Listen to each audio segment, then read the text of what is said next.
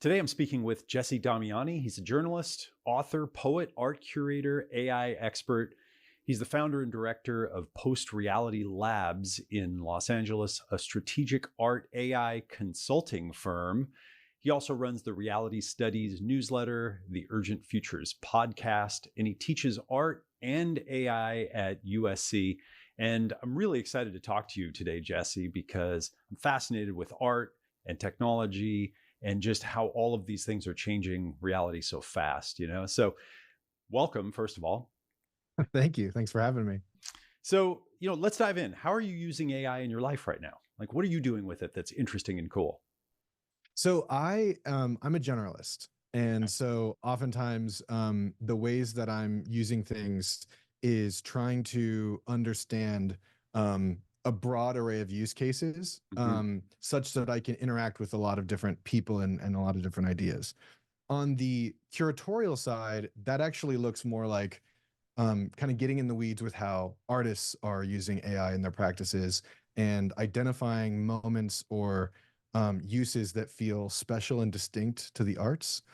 For me personally, I'm an avid user of ChatGPT as a sparring buddy. A means of if I'm halfway through an idea, kind of like having a bounce board to kind of clarify my thinking further. And then I have a book that's coming out later this year called I Create Like the Word, Poetry in the Age of Machine Intelligence. And with that project, it's an anthology, so there's a lot of different things. But one aspect of that we're having a lot of fun with is, this is a mouthful, but it's an ekphrastic exquisite corpse, which means, so exquisite corpse is a form in which you're in whatever art form it is, but in this case, poetry, you're kind of responding blind to the preceding contribution by another person. And then ekphrastic refers to ekphrasis, so mediating one art form with another. So a song about a painting, or it's sort of like collaging the different affordances of different mediums. So it's medium artists synesthesia or something. Exactly. I was about to say that, but then I was like, oh, I don't want to sound too esoteric. But yes, exactly. Yeah. Got it. So then kind of helping connect dots between visual artists and poets as both human and machine are all four. So human artists, human poets, and then machine generated art and machine generated poetry are all in a dialogue with each other. So that's what's happening now. I suspect, in a month we'll have different things to say. I mean, I don't know. How are you using AI in your practice right now? Yeah, that's spoken like an artist. And by the way, I can relate to what you're saying about being a generalist because I don't really use AI to get the results from it, although I do. I'm using it to just try to understand what's going on in there, which apparently no one does, not even the people that make it. And I guess they haven't for about 10 or 20 years now. And it's every time I use it, and I use it for different things, I kind of just try to remember if there's anything I'm working on, go try it for some of it, whatever it is, whether it's visuals or brainstorming or writing or naming things. But in particular, naming things or coming up with titles or names for businesses or products. It's just so ridiculously spectacular at that stuff. It can do a whole day's work in 60 seconds or something like that. I'm using it for a lot of different things, but mostly just to try to figure out what's going on there so I can upgrade my own thinking. Totally. And also the how to up your prompt chops. From the literary side, we've been calling it prompt craft.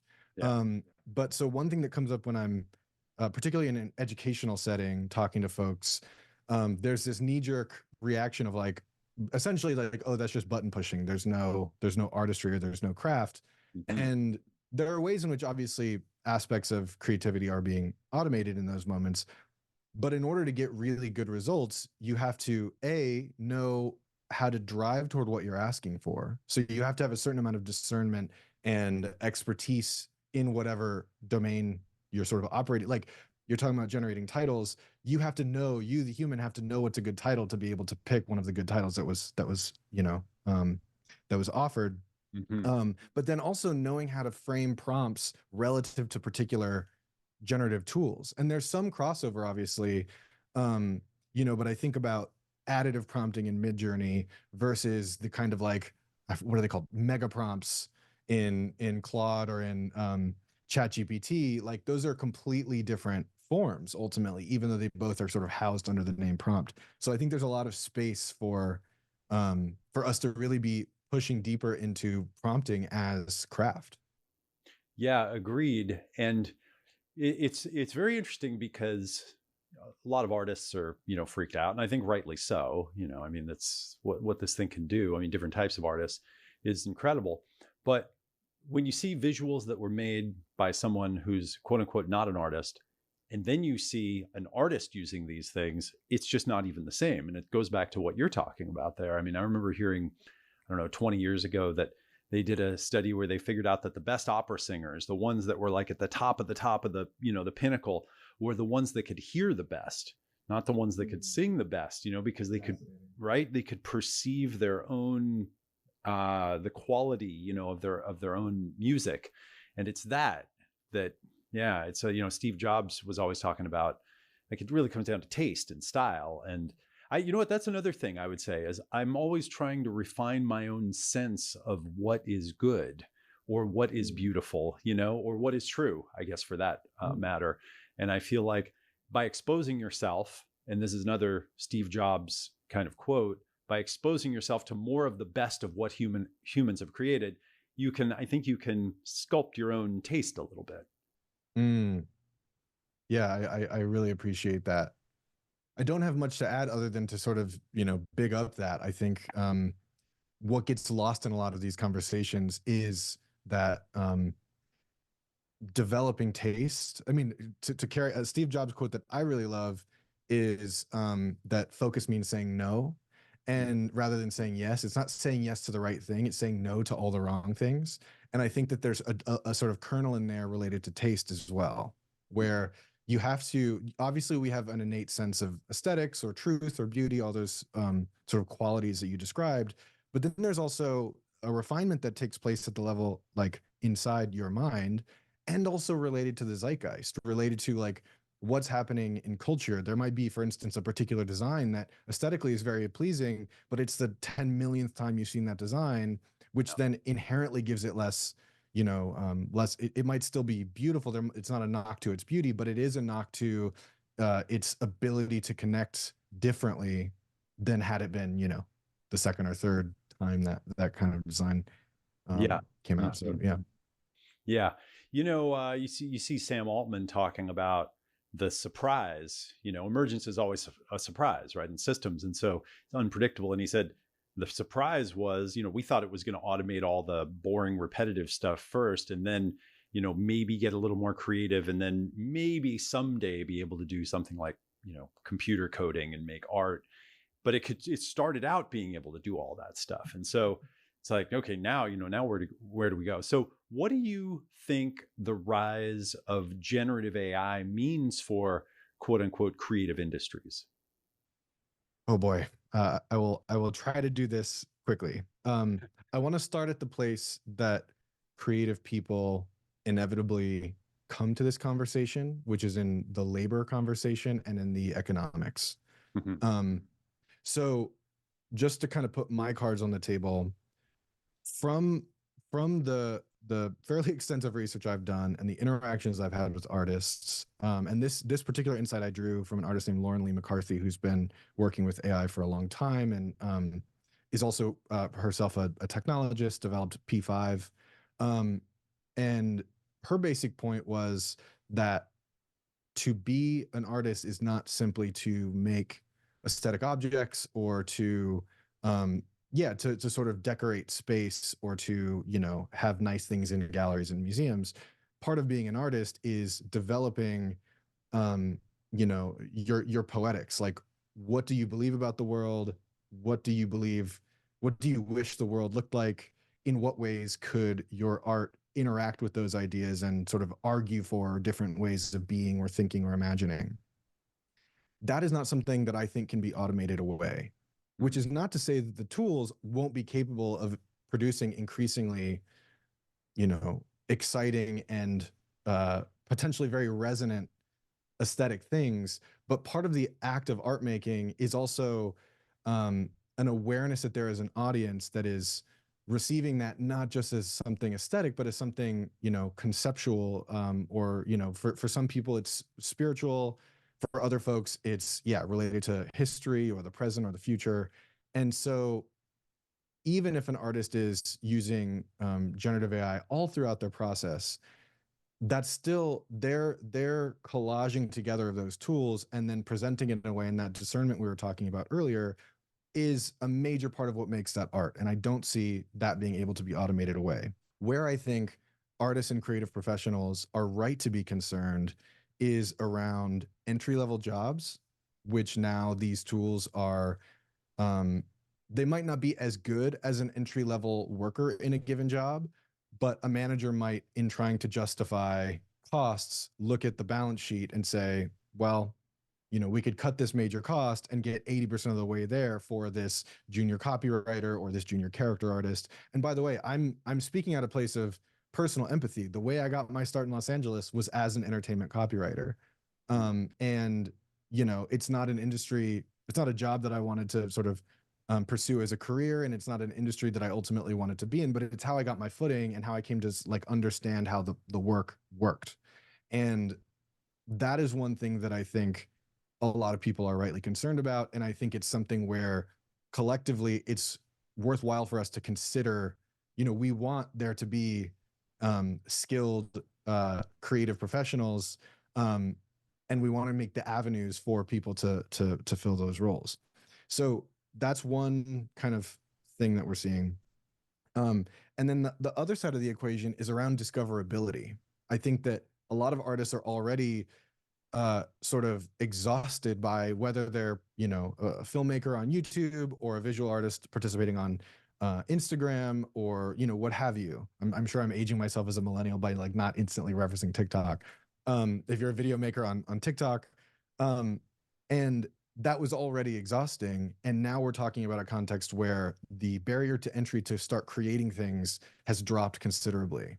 And so, sure, you might have people that are still making really incredible art, but it's harder for them to find the audience and for the audience to find them.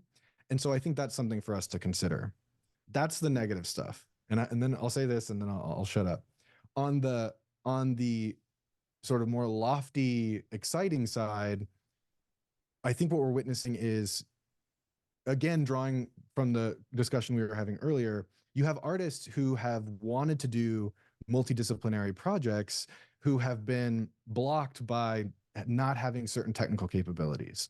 And as more and more generative AI suffuses their practice, those things, they become unblocked, where it's like, oh, I hated thinking of titles. And so now you can have a bunch of lists of titles and kind of work through your title. I mean, that's a very small example, but thinking about artists and creative professionals, their work is sort of daisy chained across a number of different tasks, particularly if they're imagining, a multidisciplinary, multisensory project. And so I think one thing you hear a lot of excitement about is that possibility to kind of jump those, or even places where they had the capability, but it was going to take a long time. It would take a long time to do the initial sketches, and to make the mood board and all of that stuff. Now you can do very quickly and get to the meat of it much faster. And, not everybody is looking for things to go faster, but for those who are, it's a huge leg up. So that's some stuff. I'm sure there's lots more to say, but I don't want to ramble. You've talked about this term, the creative singularity, which I love that term. So what is it and how does it impact art in the art world? Yeah, so the creative singularity was my kind of puckish take on the idea of the singularity. And just to give a little background context, I'm sure listeners of your show are already very familiar with this, but just to state it again, there's a proposed framing of the evolution of AI from narrow to general to superintelligence. And in that proposed framing, there's concern among people in the X risk or existential risk community that the jump from general to superintelligence will go by in an eye blink. And that will be kind of like, haha, ChatGPT, so cool, neat, neat, neat. And it will go from that to the paperclip maximizer, where a runaway algorithm decides that the best way to make paperclips is to mine the iron in human beings' bodies with nanobots that it's magically now suddenly developed because it can learn on such rapid cycles. I think there's a lot of problems with that framing. I think there have been ways that it was and maybe continues to be effective in helping people walk up to the idea of how capable machine learning can become. But I also think it jumps us way out to concerns that are actually, um, from my perspective, distant and possibly not even how machine learning works at all. Because having a will and having conscious desires are things that we don't even understand. Like we humans don't understand how those things happen in us. There's no consensus definition of consciousness. And so being able to identify that in a machine, we're a long way from doing that. And um, the idea that we would absent-mindedly or accidentally create consciousness does not feel like a near-term concern. Whereas, algorithmic bias and perpetuating systems of oppression, those things feel very close at hand. And so anyway, I'm getting off track. The point is this: I don't think that's an especially useful way of thinking about AI anymore, even though I did about 10 years ago. So when I say the creative singularity, oh, sorry, the last thing.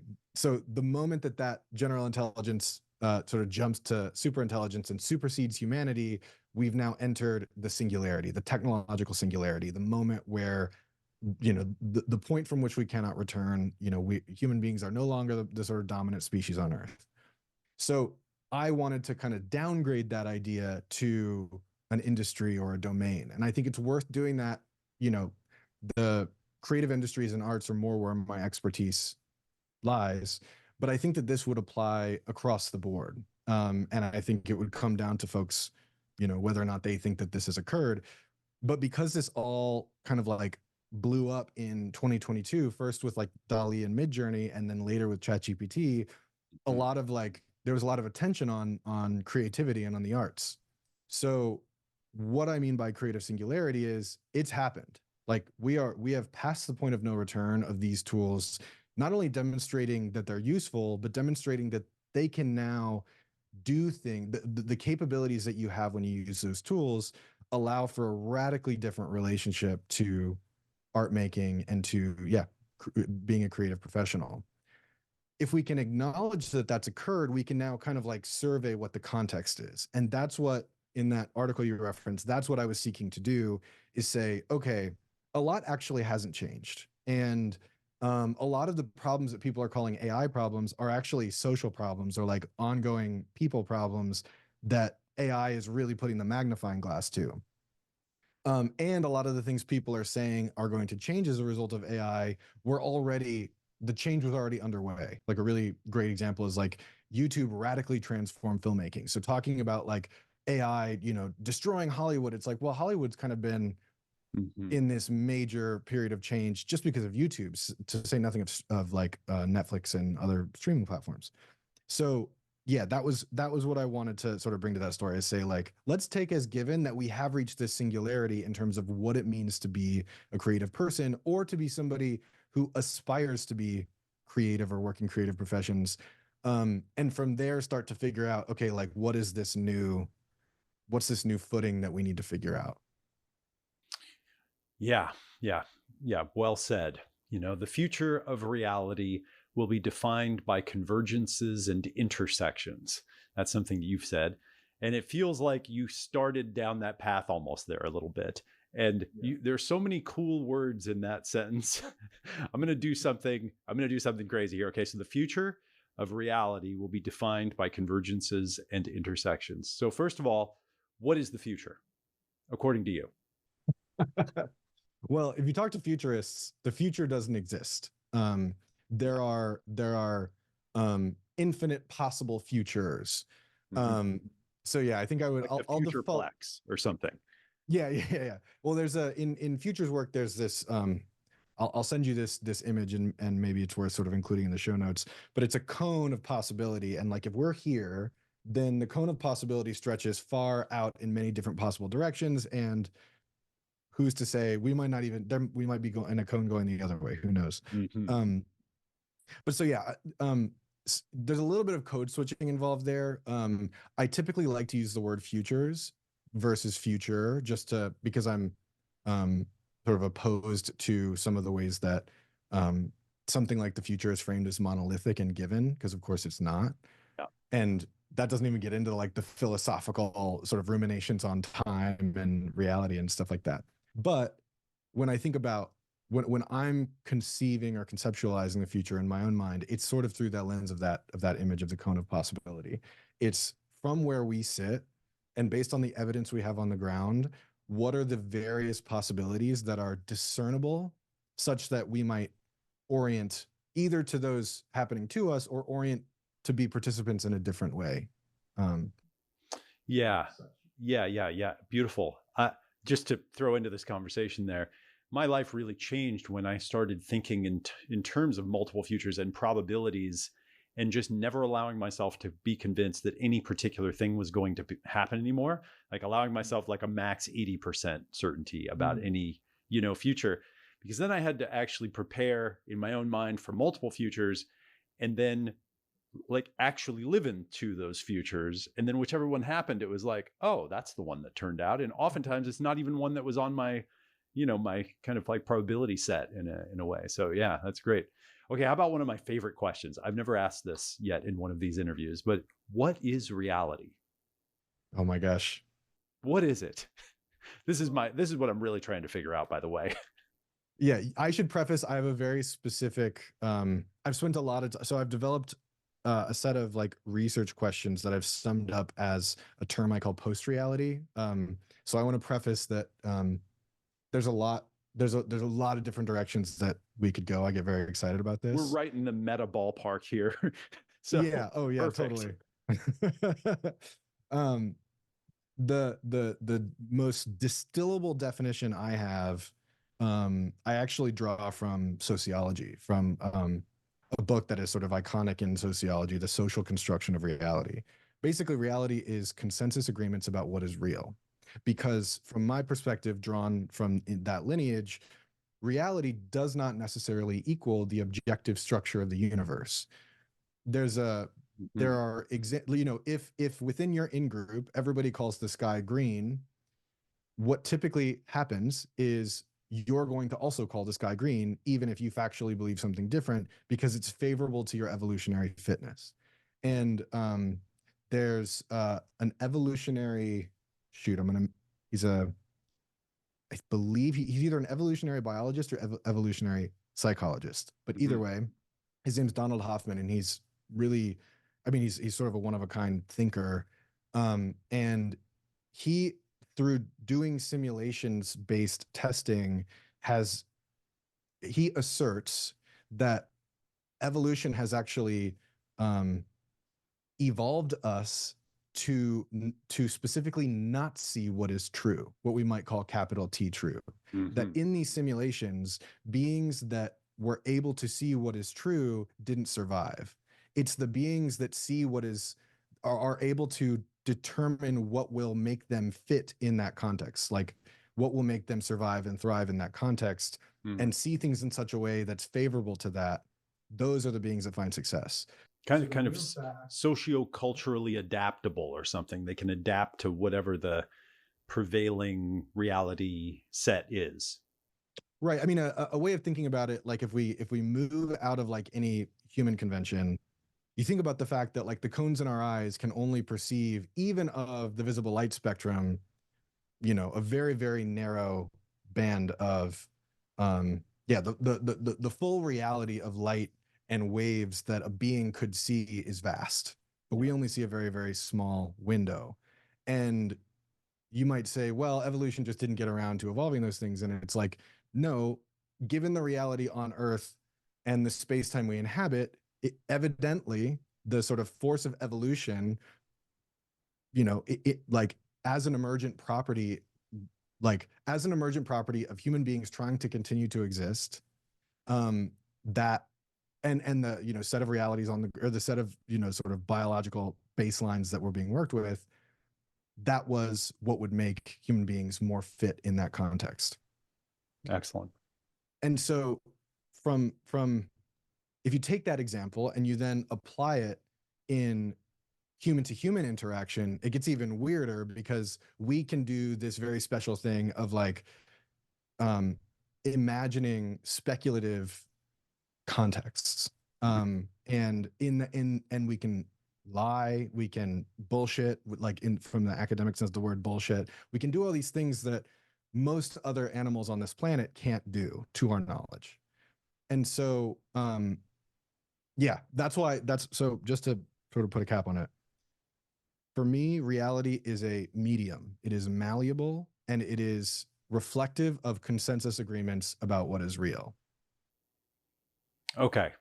So the probability cone of futures of the consensus medium will be defined by convergences and intersections. Yes. Okay. So now talk to me about this being defined by convergences and intersections. So I know you spoke to Stephen Marsh, and Noah Smith has written a corollary piece that both of these pieces kind of fit together for me. So Stephen talks about the big blur and the idea that we'll be using generative tools in and out of our process, and it won't really be possible to determine anymore if a human or a bot sort of authored some piece of content. And Noah Smith is thinking of AI as the third magic. I don't think this is an exactly right way of thinking about AI, but I think it's very, it has a lot of explanatory power, which is the three magics. The first magic is history. So the simple fact of being able to sort of pass on knowledge down different generations. And that's not simply the like history when we think of like, you know, the Cold War or something like that. That's like your grandma's chocolate chip cookie recipe. Like that is something that we do distinctly, again, to our knowledge. And that's outside of what our, you know, that's not biological teaching, that's cultural teaching. So that's the first magic. The second magic he frames is science. So the idea of taking the vast chaos of the universe and distilling it down to a repeatable formula. He's saying that the third magic is this AI paradigm, which is the inverse of what science brought us, which is that we can now, within the vastness, identify things that prove to be true, but we don't have a formula for making sense of that for ourselves. It's that black box phenomenon that you were hinting at. But that, and he uses some example like the, you know, incidence of, you know, the flu and street lamps or something like that, like two totally different categories that with enough data, a deep learning model could identify that, well, for whatever reason, 45% of the time, this reality happens. And we are now going to be able to start to not only identify those things with these tools, but we will also be gathering around those insights and having to make probabilistic sort of guesses around what do we do with that knowledge. And so when I'm thinking of the convergence, it's like that category collapse where it's like maybe football, the future of football and the future of medicine are intertwined in ways we can't identify, or the future of cooking and the future of glass blowing. I mean, even these that are coming to mind are probably much closer than I'm wanting to find categories that are very far apart, but perhaps, you know, with a machine learning model, we now can start to identify overlap that's meaningful. And then from a human professional standpoint, I also think about the various co-pilots that these tools can become. I mean, the obvious example, of course, is like, you know, a doctor has their co-pilot and they can cross-reference, but there's probably other kind of hybrid interdisciplinary expertise that can start to emerge, particularly as co-pilots can start to have not just narrow sort of use cases, but have more hybrid use cases. And I don't know exactly, like, you know, we could sit here and spitball things all day. I don't know exactly what that will look like, but that new relationship to knowledge and that new relationship to knowledge and pattern recognition infusing our lives, that's what I'm getting at when I'm saying the future of reality is predicated or will be predicated on convergence and emergence, because there's all kinds of stuff that will feel serendipitous to us, but in fact is meaningful in some way we just hadn't yet observed. Okay, quick action step here. So the key is learning how to prompt better. You start out prompting by just asking questions and talking to AI like it's a helper. But you quickly realize that getting better at prompting is a huge accelerator and game changer for your own success in life. So these prompts will not only help you get a lot more done faster and accelerate your success, but they'll also help you really get prompting and get better at it. You can get all of these as a gift from me just by going to metamind.co/gift. That's metamind.co/gift. And I'll put that link below and then just opt in to get it. I've also created a powerful video for you called AI in the Future of Business and Work and Success that demonstrates some of the key mindsets and prompting strategies to help you get up to speed and get a lot more out of generative AI. And it's also included as a free gift when you register. So just head over to metamind.co/gift to get your AI Accelerator Prompt Pack and the other free goodies. All right, back to our interview. Yeah. I love that convergences and emergences. It's kind of in multiple dimensions and kind of different vectors there. Yeah, that's beautiful.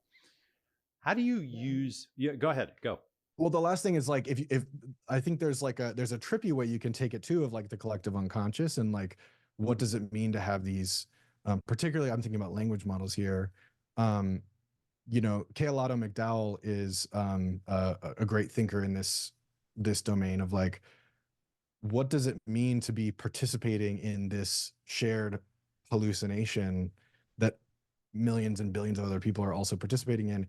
And there's so much we don't understand about how reality works at the quantum level that perhaps there are interactions that are happening at the level of data and phenomena that we just aren't seeing yet, but that are playing out in our lives. So jury's still out from my perspective. There are certain thoughts that I like to entertain, but I wouldn't necessarily feel comfortable like standing up and saying, I know this to be true.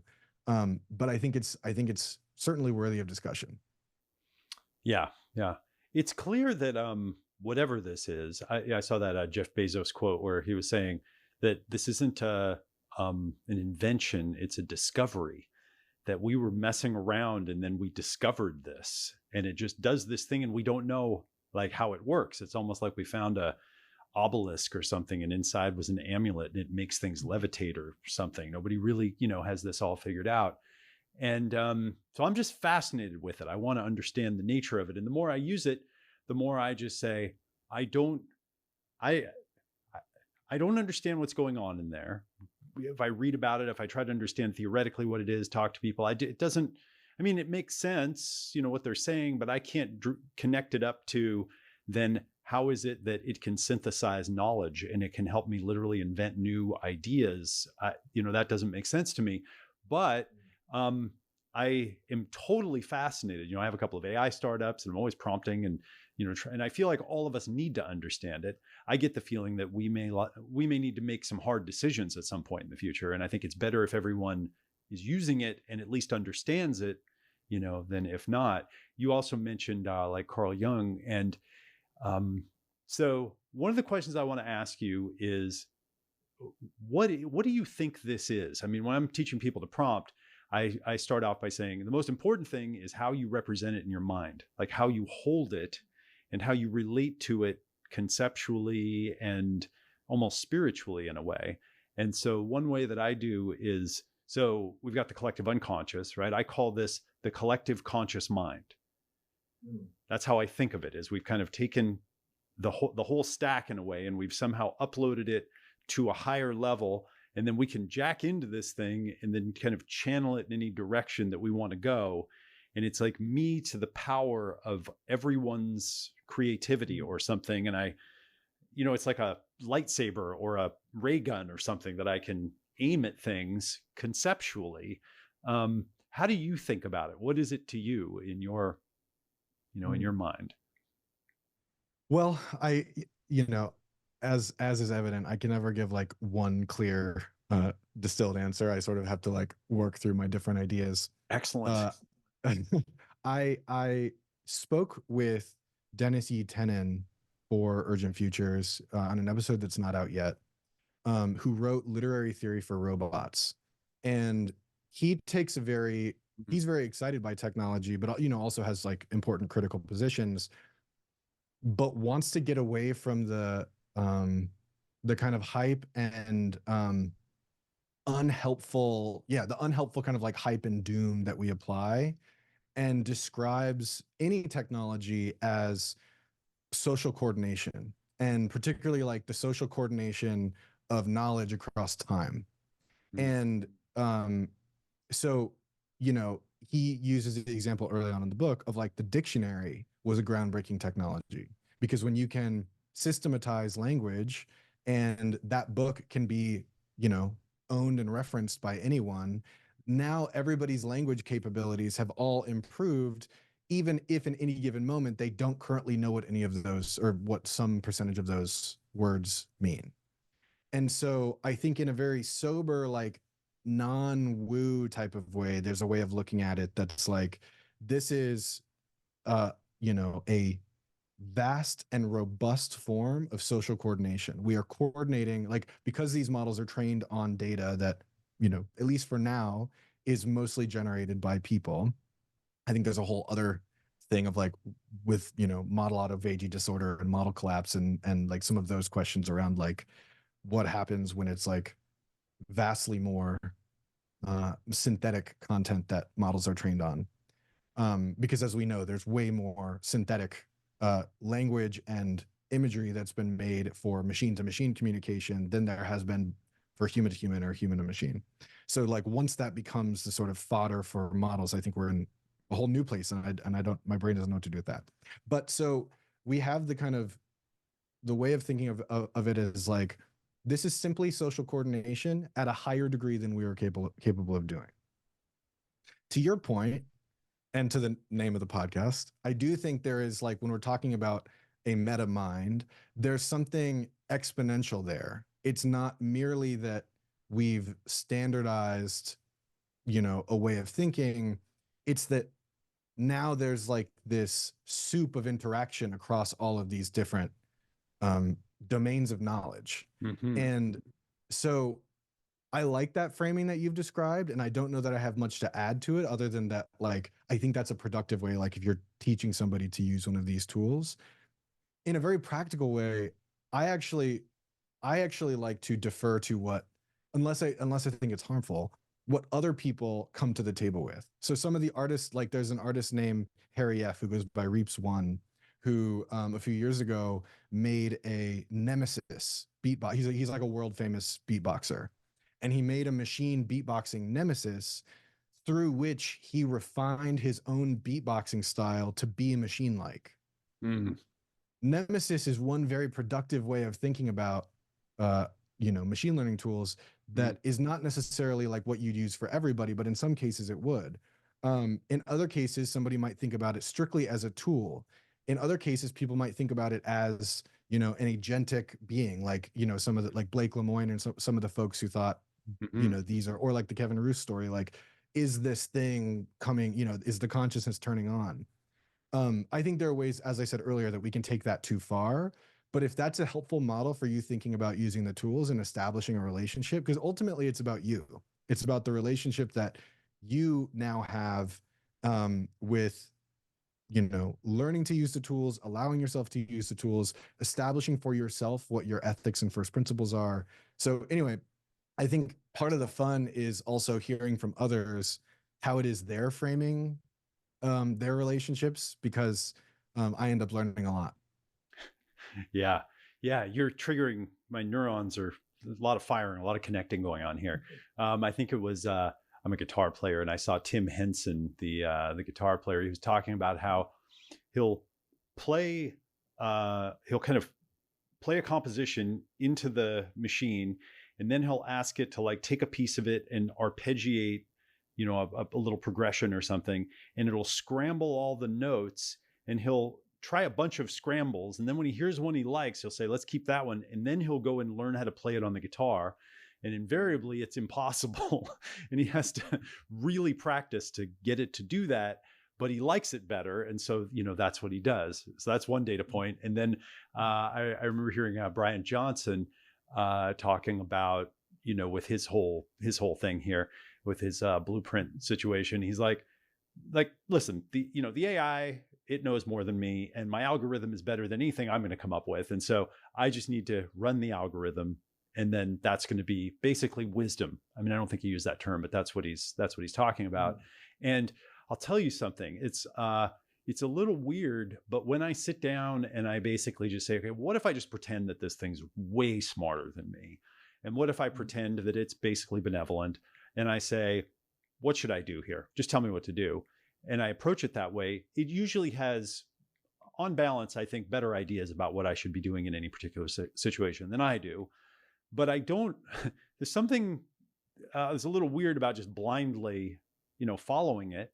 Although people will, I think, in the not too distant future. What do you think about all that stuff that I just said? Yeah, I mean, I really appreciate that last point. And I think it's a good moment also to flag, like, there have been a number of really critical thinkers there have been a number of critical thinkers from whom I ever find my own thinking. So I think about Weapons of Mass Destruction by Cathy O'Neil.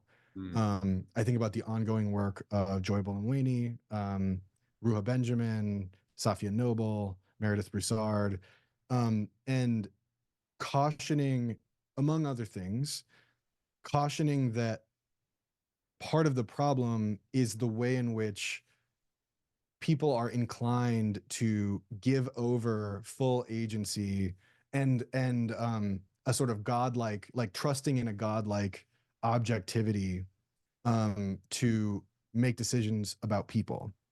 And that has led to AI being used for a lot of harms. And so I think it's important that we guard against that impulse when it comes to making decisions around power and equity in society. And, framing it that way as almost like a magic 8-ball in a creative process feels like a really fun and freeing mode that you could get into. I think there's this also middle area that I work with a foresight practitioner named Leah Zadie, and we did a report. This was actually a report on the metaverse a few years ago, but one vignette that we proposed was techno shamans, and the idea that as we have more aspects of our experience taking place in digital contexts, that inevitably there will be people who figure out within the unique affordances of the digital or the virtual at that time a way in which to access people's spiritual centers in ways that physical connection either can't or isn't for particular populations. And as something like a large language model or foundation model gets better and better, and functionally knows more sort of things in the present tense, I will not be surprised to see new forms of mysticism and spirituality propping up. And I think, again, what's important there is making sure that harm is not occurring. Yes. And it's messy, it's very, very messy. But where I think it's most likely to generate harm is where we've already seen it generate harm, is like, resume scanning algorithms that are more likely to reject clients who don't have names that are coded as white and male. Mm-hmm. When the algorithm hasn't internalized, it hasn't explicitly stated, like, I am only optimizing for white and male, but the societal bias toward white men in particular positions of power has, guided the tool that way. So guarding against using tools in those contexts, or making sure that if those tools are being used in those contexts, that they are equitable and there are interventions to those natural things. Yeah, I realize I only sort of spoke to the final bit there, but that's what it's great. I said, how are you using AI in your own artwork, and what's inspiring you about using it for art? So as I said, I don't.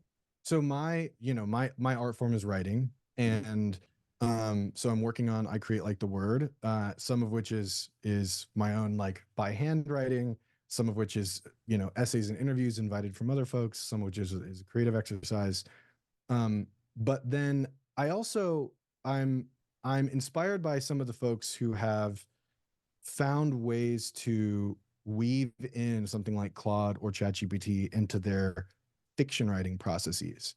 And so I'm very early into that adventure.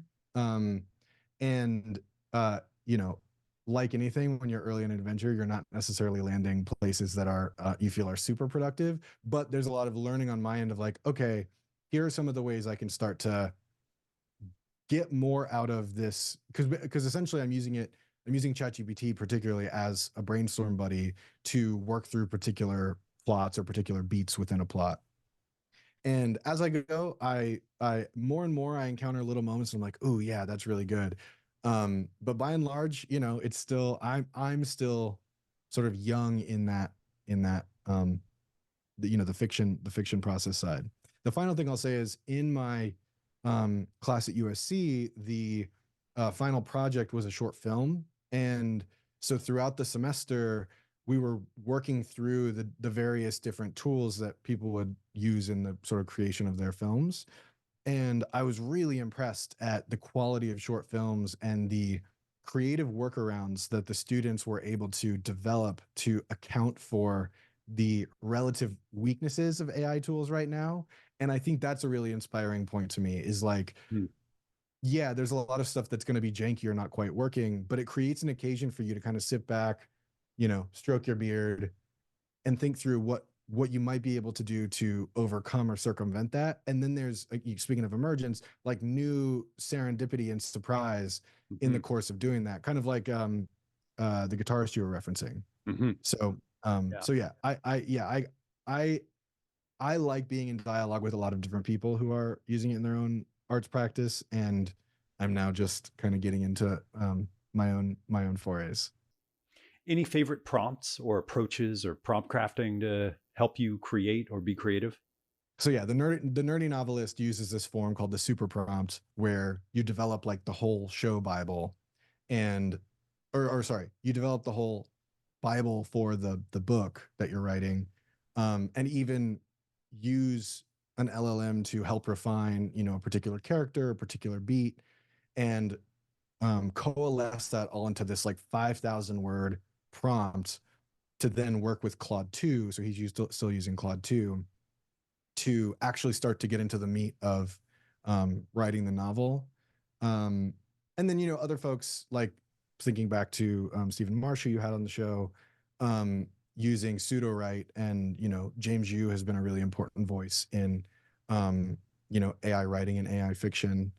So yeah, I when I'm looking at the kind of like prompt craft that's exciting to me, it's folks who are not taking as given that it just needs to be like, you know, write me a fairy tale about whatever, but that actually like you can start to kind of push into it in surprising ways, like a 5,000 word prompt that has the entire architecture of a story in order to even get to where you're actually having language returned to you that feels right for the novel. And that you can kind of go back and be editing what the outputs are, and then re-prompting with those, you know, that kind of like, yeah, liquid process. Mhm. Mhm. What are ways you would invite AI curious artists or people who want to become artists to explore using AI to inspire and develop their creativity? You know, this is a tricky question because there are certain artists who are rightfully upset with the ways in which some of these tools were trained on their data without their permission or without any attempt at remuneration. And I think it's perfectly within their rights to persist in protest. Yeah. And I think that, you know, in the manner of like, you know, across a wide array of different social actions, one part of that being protest is healthy because it sort of keeps us honest. Mhm. And so I don't know that I'd necessarily like think about making an invitation to those folks because they've actually been harmed by the creation of these tools and the use of these tools, particularly earlier on when it was like in the style of, you know, Right. Gregory Crutzen or Evan Mullins, or you know, some of these folks who were like the big Mhm. kind of like iconic names that kept getting in the style of. And I'm glad to see that platforms like Midjourney are shutting down the ability to prompt in the style of. Mhm. Um, for folks who are for folks who aren't in that camp, who are curious, but maybe a little bit intimidated, I'd come back to that thing that that Dennis E. Tenon says around AI or around any technology, which is like this is a form of social coordination, and this is a way to access and participate in new forms of knowledge, ideas, imagination, and inevitably getting over the hump. Like once people try it answers itself. I don't think you then need to keep trying to convince people once they've tried. I was actually doing a workshop with an 8th grade class yesterday, and some of them had already used AI tools, which I found very telling. But for those who didn't, we were using actually Suno AI, which is another tool that's kind of come under fire for how the model was trained. And of all the tools I showed them, that was the one that really like captured their attention of like, oh, I can just make songs. Like I can just make a song with a prompt. And it took, it took like 1 minute of like us collectively surfacing a prompt, typing it in. It didn't even deliver the type of song that they asked for. They asked for a happy birthday in the style of Jay-Z. And I cautioned them, I was like, I don't think it's going to actually deliver in the style of Jay-Z. But, we got like a, pop rap version of a happy birthday song. And just seeing that it was even that good, it was like light bulb. Hmm. And I think I see the same phenomenon play out when I show people really basic use cases of Midjourney or ChatGPT, folks who still at this point have been skeptical. But I guess on the other thing, like there's another way in which I also don't think we necessarily need to be doing a lot of outreach in that way. Like I think in many cases, these tools are so well financed and so capable that it's inevitable that they're just going to become more and more part of the way certain things are done. And I don't say that in a techno-deterministic way of like, you must accept AI. I think it's a perfectly reasonable position to say, I think the way modern AI has been developed is wrong, and I stand in boycott of it. Like, so my orientation is less around, hey, I want to try to get you to use this thing, and more like, hey, this thing is here and it's going to be popping up in a lot of different places. And the only way you're going to know whether or not you do want to use it, and if you do want to be good at it, is to be literate. And so let's establish a basic literacy and lean into it for a minute to see what it feels like and if there's anything resonant for us, and then make our decisions around, if we want to advocate to abolish AI or pause AI or whatever what have you, or if maybe your thinking has shifted in terms of using it more. Agreed, and very well said.